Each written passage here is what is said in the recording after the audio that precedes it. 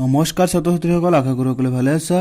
মই আজি তোমালোকৰ কাৰণে লৈ আহিছোঁ এটা নতুন ভিডিঅ'। এই ভিডিঅ'ত মই তোমালোকক অসম জাতীয় বিদ্যালয়ৰ অষ্টম শ্ৰেণীৰ অনুশীলনী 7A শিকাম। যদি তোমালোকে মোৰ আগৰ ভিডিঅ'কেইটা চোৱা নাই তেনেহ'লে এই ভিডিঅ'ৰ ডিছক্ৰিপশ্যনত যাই তোমালোকে আগৰ ভিডিঅ'কেইটা চাই ল'বা। এতিয়া আৰম্ভ কৰিম আমি আজিৰ এই ভিডিঅ'। এতিয়া আমি 3 নং কুৱেশ্যনটো সমাধান কৰিম। আমাক 3 নং কুৱেশ্যনটো আমাক কি দিছে? 3 নং কুৱেশ্যনটো আমাক দিছে যে বৰ্গ কৰা। তোমালোকে নিশ্চয় জানা বৰ্গ কৰা মানে কি? স্কোয়াৰ কৰা। কৈছে যে a plus b plus c এইকেইটা কি বৰ্গ কৰিব লাগে। তেনেহ'লে আমি কি কৰিম? এনেকৈ লিখিম যে a plus b plus c whole square. আমাক যেহেতু বৰ্গ কৰিব দিছে তেনেহ'লে আমি কি এইখিনিক কি গোটেইখিনিক আমি কি কৰিব লাগিব?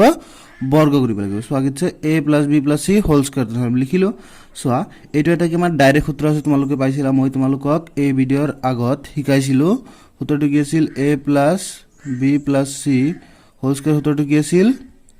মই ইয়াতে ডাইৰেক্ট লিখিছোঁ। এইটো আমাৰ যেহেতু এইটোৱে আমাক এটা কুৱেশ্যন দিছিলে ন, মই ইয়াতে ডাইৰেক্ট লিখিছোঁ। সূত্ৰটো আছিল a square plus b square plus c square plus 2ab plus 2bc plus 2ca। চোৱা এইটো আছিল আমাৰ কি সূত্ৰ। কিন্তু চোৱা এই সূত্ৰটোত এতিয়া আমাৰ কি ইয়াতে প্ৰত্যেকটোতে এই তিনিটাত প্ৰত্যেকটোতে আমাৰ কি আছে? 2 কি কমন আছে। তেনেহ'লে আমি ইয়াৰ পৰা 2টো আমি কি কৰিব পাৰোঁ? কমন ল'ব পাৰোঁ। তেনেহ'লে আমি লিখিব পাৰোঁ যে a square plus b square plus c square plus এতিয়া আমি কি 2 কমন ল'ম। 2 কমন ল'লোঁ আৰু এতিয়া চোৱা তেনেহ'লে আমাৰ বাকী কি কি ৰৈছে এতিয়া আমি লিখি দিম। চোৱা 2 আমি আগতে লিখিছোঁ তেনেহ'লে কি থাকিব? ab থাকিব প্লাছ ইয়াতে 2 আমি আগতে যিহেতু লিখিছোঁ তেনেহ'লে কি থাকিব? bc থাকিব প্লাছ 2 আগতে লিখিছোঁ তেনেহ'লে কি থাকিব? ca থাকিব। এইটোৰ সমাধান হৈছে এইখিনিয়ে। তোমালোকে যদি আগৰ ভিডিঅ'টো চোৱা নাই তেনেহ'লে এইটো অলপ বুজাত অলপ অসুবিধা হ'ব। তোমালোকে নিশ্চয় আগৰ ভিডিঅ'টো চাই ল'বা। এতিয়া আমি 3ৰ 2 নং কুৱেশ্যনটো সমাধান কৰোঁ। আমাক 3ৰ 2 নং কুৱেশ্যনটো দিছে কি বৰ্গ কৰা। এইখিনি আমাৰ কি বৰ্গ কৰিব লাগিছে। তেনেহ'লে আমি প্ৰথমতে কি এনেকৈ বাকচ দি 2a plus 3b plus c whole square, যেহেতু বৰ্গ কৰিব আমি কি হোল স্কোয়াৰ দিলোঁ। এতিয়া চোৱা আমি যদি এইটো যদি আমি স্কোয়াৰ কৰোঁ সূত্ৰমতে প্ৰথমতে কি আহে? a square. ইয়াত এইটো হৈছে কি? চোৱা এইখিনি হৈছে a, এইখিনি হৈছে b আৰু এইখিনি হৈছে কি c। ইয়াতে c ঠাইত c আছে। প্ৰথমতে থাকে কি? চোৱা a স্কোয়াৰ। তেনেহ'লে a স্কোয়াৰ থাকিলে আমি কি কৰিম? a ঠাইত কি আছে? ইয়াতে 2a স্কোয়াৰ মানে 2a whole square plus 3b whole square তাৰপিছত কি c স্কোয়াৰ। যিহেতু ইয়াতে এটা আছে তেনেহ'লে ইয়াতে হোল স্কোয়াৰ দিয়াৰ কোনো দৰকাৰ নাই। প্লাছ চোৱা আমাৰ কি থাকে? a square plus b square plus c square তাৰপিছত কি 2ab 2 into a into b। চোৱা 2 into a into b, a ঠাইত কি আছে? 2a আছে। তেনেহ'লে ইয়াতে লিখিম 2 ইনটু 2a, b ঠাইত আছে 3b, 2 into 2a into 3b plus কি আহে? 2bc আহে 2bc। তেনেহ'লে এইটো হৈছে b, তেনেহ'লে 3b ইনটু c। তাৰপিছত কি 2ca, c ঠাইত আছে c আছে c ঠাইত, a ঠাইত কি আছে? 2a আছে। এইখিনি আমি লিখিলোঁ। এতিয়া চোৱা আমি এইখিনি কি চিম্পলি সৰল কৰিম। চাবা 2a স্কোয়াৰ, তেনেহ'লে 2 আকৌ স্কোয়াৰ কৰিব লাগিব, a কো স্কোয়াৰ কৰিব লাগিব। 2 স্কোয়াৰ কৰিলে কি হয়? 4, a স্কোয়াৰ কৰিলে হয় a স্কোয়াৰ, এইটো স্কোয়াৰ কৰিলে হয় চোৱা 3 স্কোয়াৰ কৰিলে 9, b স্কোয়াৰ কৰিলে কি? b স্কোয়াৰ, 6 স্কোয়াৰ কৰিলে কি? এইটোৱে আহিব। তাৰপিছত আমি এইখিনি পূৰণ কৰিম। চাবা 2 2 গুণ 4, প্ৰথমতে সংখ্যাকেইটা পূৰণ কৰি ল'বা। 2 2 গুণ 4, 4 3 গুণ 12, 12 আৰু তলত কি আছে? a b। তাৰপিছত কি প্লাছ 2 3 গুণ 6, তলত কি আছে? b c আৰু ইয়াতে পূৰণ কৰিলে কি হ'ব? 2 2 গুণ 4, তলত কি আছে? c a। চোৱা এই ৰাশি তিনিটাৰ পৰা আমি কি কৰিব পাৰোঁ? 2 কমন ল'ব পাৰোঁ। তেনেহ'লে আমি ইয়াতে 2 কমন ল'ম। তেনেহ'লে ইয়াতে প্ৰথমতে লিখি লওঁ 4a square plus 9b square plus c square. চোৱা তেনেহ'লে আমি ইয়াতে 2 কমন লওঁ, তেনেহ'লে কি থাকিব? ইয়াতে যদি আমি 2 কমন লওঁ তেনেহ'লে চোৱা 12ৰ পৰা আমি কি 2 কমন লৈছোঁ। তেনেহ'লে চোৱা 2ৰ লগত কিমান পূৰণ কৰিলে 12 হ'ব? 6 আৰু তলত কি আছে? a b যোগ ইয়াতে আমি কি 2 কমন লৈছোঁ। তেনেহ'লে চোৱা 2ৰ লগত কি পূৰণ কৰিলে 6 হ'ব? 3, তেনেহ'লে b c। ইয়াতে আমি যিহেতু 2 কমন লৈছোঁ তেনেহ'লে কি? চোৱা 2ৰ লগত কি পূৰণ কৰিলে 4 হ'ব? 2, তেনেহ'লে c a। নিশ্চয় তোমালোকে এইটো বুজি পাইছা। এতিয়া আমি 3ৰ একেবাৰে শেষৰ কুৱেশ্যনটো সমাধান কৰিম। চোৱা 3ৰ শেষৰ কুৱেশ্যনটো আমাক কি দিছে?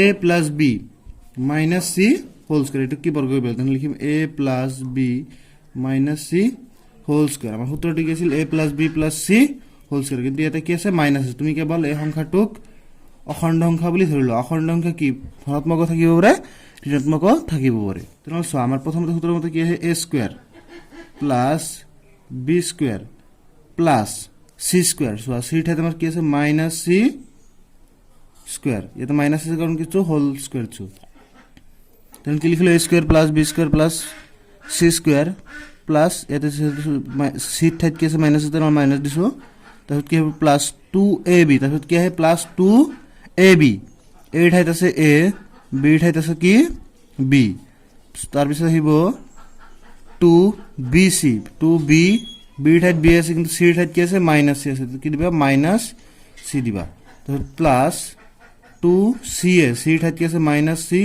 এৰ ঠাইত কি আছে এ আছে এইখিনি লিখিলো এতিয়া আমি যে এইখিনি সৰল কৰো চাবা কি হয় এ স্কোয়াৰ প্লাছ বি স্কোয়াৰ ইয়াত কি প্লাছ আছে ইয়াতে কিন্তু ইয়াতে চোৱা মাইনাছ চি হোল স্কোয়াৰ কৰিলে কি হ'ব minus C into minus C তেনেহ'লে চোৱা মাইনাছ মাইনাছ কি হৈ যাব প্লাছ আৰু চি পূৰণ চি কি চি স্কোয়াৰ তেনেহ'লে আমি কি প্লাছ চি স্কোয়াৰ লিখিবা পাৰো নিশ্চয় তোমালোকে এইখিনি বুজি পাইছা এতিয়া চোৱা আমি যে পূৰণ কৰো ইয়াতে চোৱা 2ab পূৰণ কৰিলে কি 2ab আহিব 2 চোৱা ইয়াতে প্লাছ ইয়াতে কি আছে মাইনাছ আছে পূৰণ পূৰণ ইয়াতে চোৱা এইবিলাক কি পূৰণ প্লাছ আৰু মাইনাছ পূৰণ কৰিলে কি হয় মাইনাছ হয় তেনেহ'লে আমি ইয়াতে কি দিব লাগিব মাইনাছ দিব লাগিব 2bc হ'ব কি হ'ব 2bc আৰু এটা চোৱা প্লাছ মাইনাছ মাইনাছ 2ca এইকেইটাত কি দুই কি প্ৰত্যেকটোত মিল আছে তেনেহ'লে আমি কি কৰিম দুই কমন ল'ম তেনেহ'লে লিখিম a square plus b square plus c square এইকেইটাত যেহেতু দুই কমন আছে আমি দুই কমন ল'ম কিন্তু এতিয়া আমি দুই কমন লওঁ চোৱা এটা আমি দুই কমন লওঁ তেনেহ'লে চোৱা ইয়াৰ পৰা প্ৰত্যেকটোৰ পৰা তেনেহ'লে কি দুই কমন লৈছোঁ তেনেহ'লে কি থাকিব চোৱা এইটোত থাকিব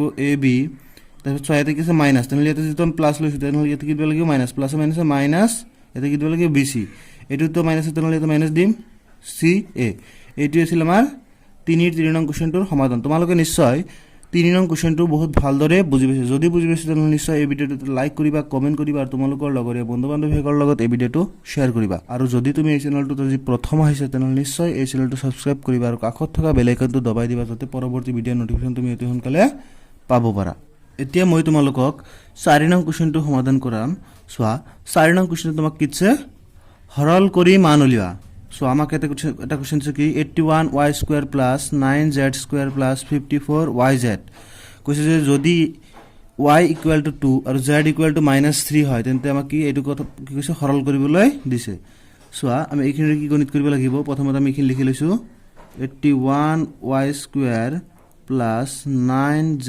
স্কয়াৰ প্লাস 54yz সো আমি এই লেসনৰ মানে 7 নং লেসনৰ গণিত বিলাক কৰি আমি সদায় সূত্ৰ প্ৰয়োগ কৰি গণিত কৰিব লাগিব সো আমি এটো কোনটো সূত্ৰত পেলাব তোমালোকে নিশ্চয় জানা এটো আমি কি কোনটো সূত্ৰত পেলাব পাৰিম সো এটো আমি a + b হোল স্কয়াৰ সূত্ৰত পেলাব পাৰিম সো আমাৰ তোমালোকৰ মনত আছে না a + b হোল স্কয়াৰ সূত্ৰটো কি আছিল a + b হোল স্কয়াৰ সূত্ৰটো কি আছিল a square plus 2ab plus b square বা আমি এটো কেন্দ্ৰ লিখিব পাৰো a square plus b square plus 2ab কেৱল এটো পিছত দিছো এটো কি আগত আনিছো এনেকৈ আমি লিখিব পাৰো সো আতন আমি এটো কি এনদৰ আছে সো এটো স্কয়াৰ আছে এটো তো স্কয়াৰ আছে এটো কি সো এনদৰ আছে সো তাহলে আমি এটো কি প্ৰথমতে সৰল কৰিবলৈ চেষ্টা কৰিম সো এটো কি আছে 81y স্কয়াৰ 81 ক আমি কি লিখিব পাৰো সো কি হক কোনটো সংখ্যাক আমি স্কয়াৰ কৰিলে 81 হয় তোমালোকে নিশ্চয় জানা কি 9 স্কয়াৰ কৰিলে কি হয় 81 হয় আৰু এটো কি স্কয়াৰ আছে তাহলে আমি এনদৰ লিখিব পাৰো যে